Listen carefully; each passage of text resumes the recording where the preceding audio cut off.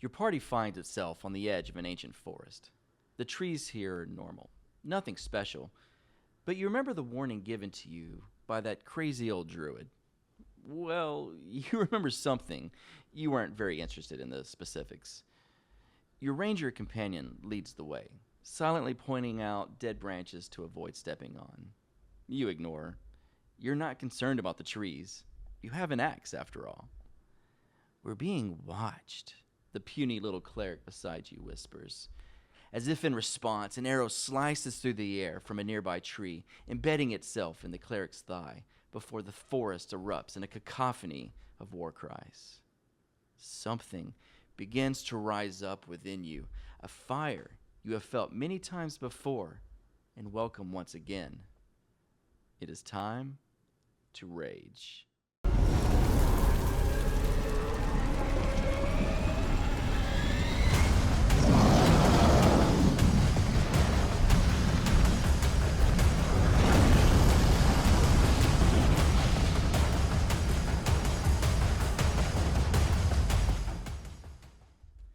Hello everyone, my name is Corey, and I'd like to welcome you to T3RPG, Therapeutic TableTop Role-Playing Games.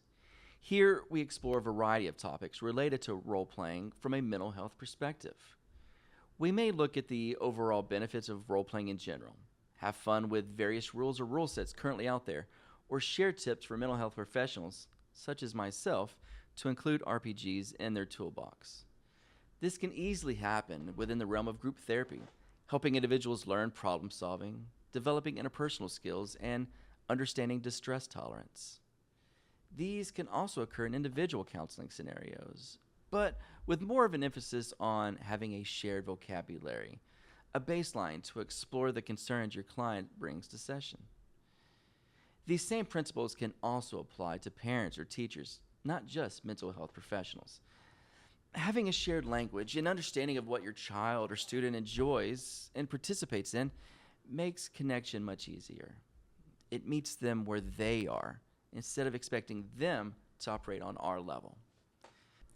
Lastly, but certainly not least, if you already enjoy playing role-playing games, these ideas can be utilized with the people you sit around the table with. Community, after all, is at the foundation of why TTRPGs exist. So let's use these games to the fullest. Today, we're going to kick it off with rules, or one rule in particular. It's a common trope found in many RPGs or entertainment in general, and honestly, it's kind of low-hanging fruit from a mental health perspective. I'm talking about rage. The barbarian or berserker, or a close cousin of these, is very popular in gaming universes. We picture scenes from our favorite movies, muscle-bound heroes single-handedly slaying monstrous beasts and saving the day. No diplomacy, no subtlety, just raw, brute force. Need to distract a guard? What's more distracting than an axe to the face? Need to steal treasure from an evil overlord?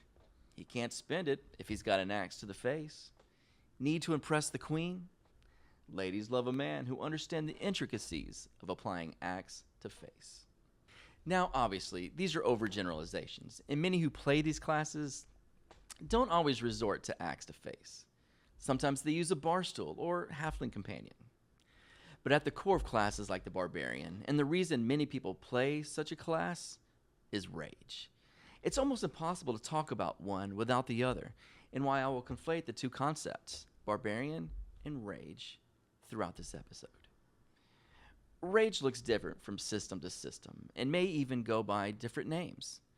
But the core idea is the same. You tap into the energy and emotion within to increase your capacity for destruction without. From a player perspective, there are obvious reasons why something like rage would be fun. One, nothing beats rolling a bunch of dice as you imagine hordes of enemies falling at your feet. Two, it's inherently simple and doesn't require a lot of planning. Axe plus face equals winning. 3, playing a character of such singular focus can create some memorable moments for you and your friends around the table. But it can, and probably will, also lead to very difficult or annoying situations for your group. This is the point where we begin to transition into the mental health perspective of rage, both in-game and in reality. Within the game universe, ask yourself, why are you so angry? This is a separate question from why do you fight? These reasons can be vastly different and maybe even conflicting at times. For example, I currently play a barbarian. His reason for fighting is to stop a big bad who grows and thrives from chaos and destruction. But that doesn't necessarily make him angry, at least no angrier than any other citizen in this make-believe world. He becomes angry, he taps into his rage when his friends are in danger. But by doing so, he loses himself to the destruction he causes, thereby feeding the very thing he is trying to defeat. Unfortunately, this is often the result of rage and its little cousin, anger. They tend to create more problems than they actually solve. Now, this isn't to say that anger is always wrong. It can be the appropriate response in certain situations. Sometimes, it's the most appropriate response. It is not uncommon for parents to bring their children to see me because they have anger issues. The first question I always ask myself is, well, do they have something to be angry about? Oftentimes they do.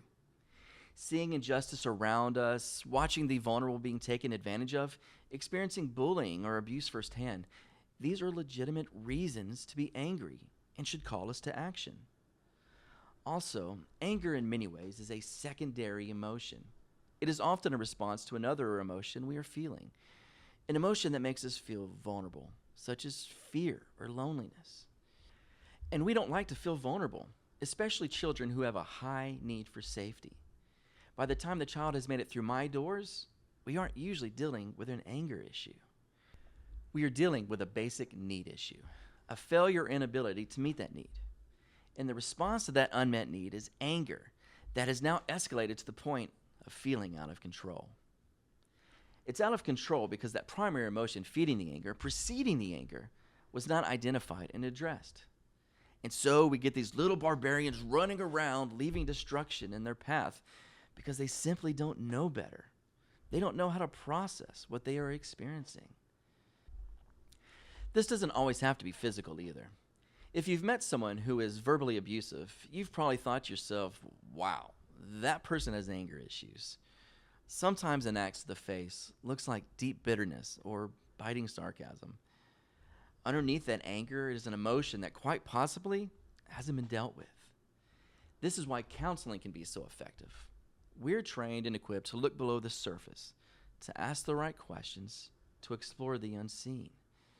So, what are some tools that you can use with that special little barbarian in your life? This is not an exhaustive list, but it gives us a decent start. 1, vocabulary. I don't mean spelling tests or thesaurus drills. I mean giving that person words to express what they are feeling. Parents and therapists, if you know this person you're interacting with is into TTRPGs or fantastical worlds, learn some of the language and incorporate that into your discussion. It sounds like your barbarian is about to rage. I know it sounds silly, but it takes a concept they are very familiar with and allows them to apply it to a concept that might be overwhelming, like their feelings of abandonment or the loss of someone dear to them. Number 2, deep breathing. This is a scientifically sound concept that helps our bodies and minds de-escalate and increases our chances to respond wisely instead of reacting forcefully. Now, this probably won't work well if you're only trying to breathe deep when you've got that axe out looking for a face. This is a daily discipline, and one, honestly, you should be engaging a few times a day. 3, physical activity. Get out there and do something. Get the blood flowing. Use that emotion to push you another mile or put a dent in that punching bag. But be careful. If you're using physical activity only as a distraction, that anger will still be there when you're done. Be intentional once that energy is out to engage the problem. 4, modeling appropriate behavior. Parents, spouses, letting your rage out because your loved one is letting their rage out is probably not going to bring about a fulfilling conclusion to the conflict. Be aware of your own barbarian and keep him or her in check. Many behaviors are caught, not taught. They are simply learned from observation and experience. This is something I've really keyed into playing a barbarian in my campaign. In many ways, He's young and naive, and the more times he spends with particular party members, the more his behaviors become like theirs. For better or for worse. Usually worse. Which leads me to the last tool, community. Now, I'll probably do a full episode on this topic alone, but it would be impossible to overstate the devastation caused by isolation. Not to get too political here, but I think we saw firsthand just a few years ago how important other people are in our lives. Find those who can relate, who can understand you and invest in those relationships. And you might just find that those primary emotions are being tended to more consistently. But again, if you find yourself in a situation where anger is appropriate, don't ignore it. Act. If that means fleeing an abusive situation, please leave immediately. If that means addressing injustice or something going on in your world, learn how to advocate well and intervene. Now, do I plan on playing an emotionally vulnerable barbarian who has identified his fear of abandonment and no longer allows rage to take over his life? Not a chance. I want to hit stuff, and I want to hit it hard, which can be therapeutic in its own way. But I do want to play a character that is emotionally nuanced. It's more fun for me, and I hope for my friends gathered around the table. More importantly, I want to be aware of those primary emotions I may be stuffing down and addressing them appropriately in my day-to-day real life. Because my family and friends deserve much better than an axe to the face.